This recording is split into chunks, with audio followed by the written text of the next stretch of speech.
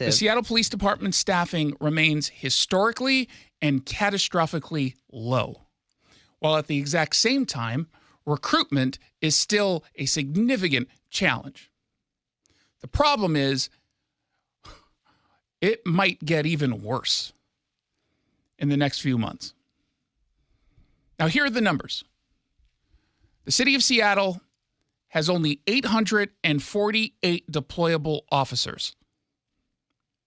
Now, what does that mean? It means someone who can put on a uniform and go out and respond to an emergency or to 911 calls. It does not mean there are 848 people out there patrolling the streets of Seattle, because that number is all inclusive of anyone who could technically put on that uniform and go out into the streets, like the 73-year-old who works in the evidence room. He's counted in that. Sue Rohr, the chief of police, counted in that. She's obviously not responding to 911 calls. If you were to break it down to that, you're getting maybe mid-400s, which is pathetic. It is pathetic. Why? Because a city the size of Seattle needs between 1,400 and 1,600 officers. A few years ago, before COVID, that number that the city said this is what we need to get to is 1,600. But then when they realized over the course of the last few years, there's zero chance of them getting to 1,600. They then said, well, our goal is 1,500. 1,400. 1,350. That's what they basically did. But the reality is we need at least 1,600 cops. And we have almost half of that. Almost half. This year, up through yesterday, 75 officers left the department. They expect at the end of this month to get that number to 82. That's what the projection is. Now, to give you even more context, because it feels kind of obvious that if you need 1,600 cops, or even if you want to go with their revised number of 1,400, 848 is, a ways off.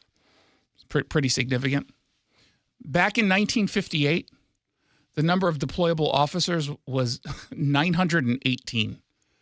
So when the population was about 550,000, we had more cops than we do now when the population is closing in on 800,000. Interesting. What's unfortunate is when you compare the number to the last 2 years of ending the year where the deployable staff number is, it's lower now than it was over the course of the last couple of years.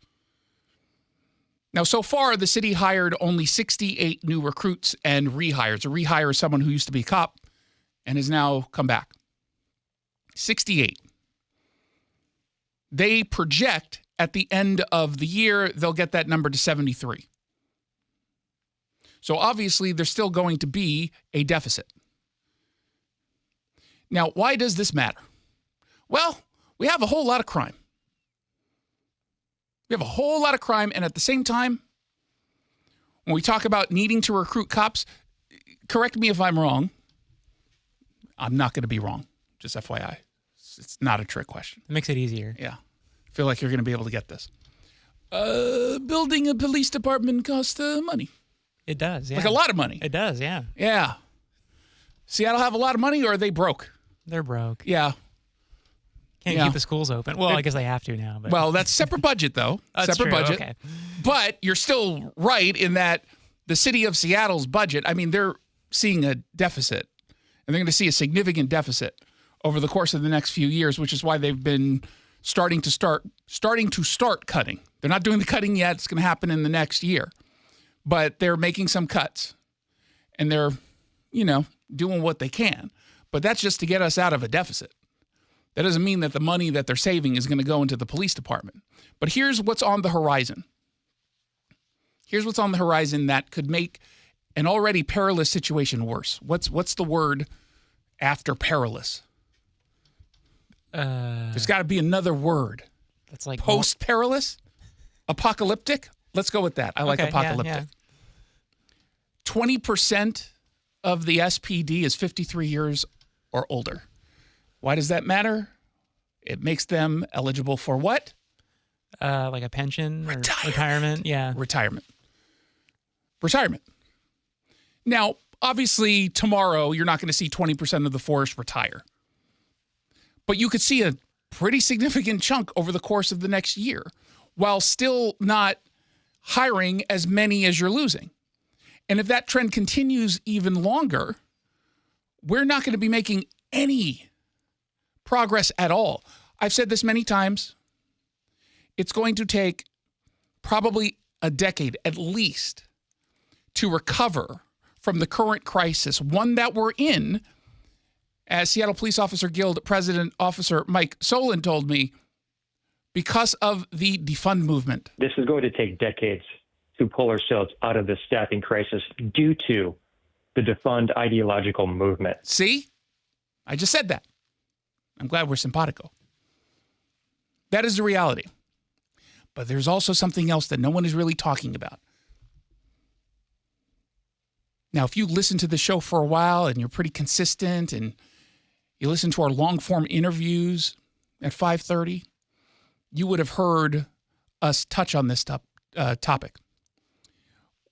When the radical left defunded the Seattle Police Department and ran a whole bunch of cops out, when they demonized, demoralized, and defunded the cops, a lot of folks thought that that meant that this agency, and frankly, other law enforcement agencies around Washington State, had been dismantled and then rebuilt through the lens of a progressive or socialist activist, an anti-cop activist. This was post-George Floyd, post-BLM. The language was very clear. The intent was very clear. We're going to dismantle and rebuild. And obviously, they made a big deal about going after the cops. Cut to a few years later, you've got some people who view the world through that social justice lens saying, ooh, I want to be a part of that police department because it's been rebuilt in the image of a progressive activist. And so you have activist applicants. And some of them go through the process and then they get into the field and they realize, wait a minute, I'm supposed to use force? I'm supposed to carry this firearm? What? And then they end up washing out. We're seeing that in Seattle. And as Snohomish County Sheriff Susanna Johnson told us a few months ago, I think back in June, she's seeing it there too. This is happening all across Washington State. And so, dare I say, when you look at the numbers of recruits, and clearly in the last quarter, they saw a nice little surge, according to the numbers, which are all available at KTTH.com. I'm not going to bore you with all the numbers, but we saw a nice little bump.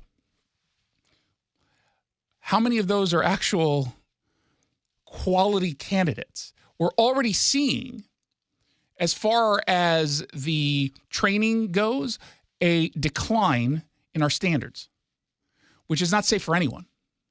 Not safe for you, not safe for the officers. We're already seeing that happen. And so it's a little bit of an illusion when they tell you, oh, you know, we got a nice little bump. It's true. The numbers say there's a bump. But my God, looking at the direction that this department continues to go in, while we hope that the bump in recruits suggests that these are quality recruits, again, I'm hoping that's the case. Looking at the trend, they're not all high quality. So some of them are going to wash out. How many, I don't know. But even if it was 100%, every single one of these officers or future officers, top of the line, best of the best, we're still decades away, at least a decade away, from figuring this crisis out, all while having a $251 million deficit starting next year.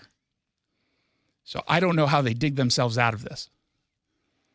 My confidence isn't high. And the thing is, I have a lot of confidence in this current council because they are more pro-police. And yesterday, as you heard, we ended up getting rid of, scaring out of town, Tammy Morales, Socialist Seattle City Councilwoman, one of the leaders of the defund movement. She couldn't get anything passed because she was the lone socialist on the council. Now, she resigns in a tissy. Took her ball and went home. She's like, fine, you guys. I'm never going to talk to you again. Hope I never see you. And then she slammed the door and she walked out. Although she's technically still going to be in office for a month because she won't get out until, what was it, January 4th or 6th. So we're about a month away from her leaving, a month from tomorrow. But it's not like she's doing anything over the course of the next few weeks. It's Hanukkah and Christmas. And I led with Hanukkah because she's Jewish. I don't want to count her on my team. But in fairness, I will. I will reluctantly include her as one of my people. But we're better off without her. And she's going to presumably be replaced with someone who's pro-cop at a time when the contract is being negotiated. So it's good timing, at least for a year. But there's no way we're going to be able to climb out of this crisis in a year. Zero chance. But we could set the stage for, a healthier future for SPD. And for those of you who are like, well, how does this impact me? I live in Bellevue or Auburn. I live in Monroe, or I'm on Whidbey Island. Do you ever come down to Seattle? If you do, then this impacts you. Fewer cops on the streets means a more dangerous community. And so when you're coming here because you're seeing a play at the Paramount, maybe you're going to go see Wicked, which was awful.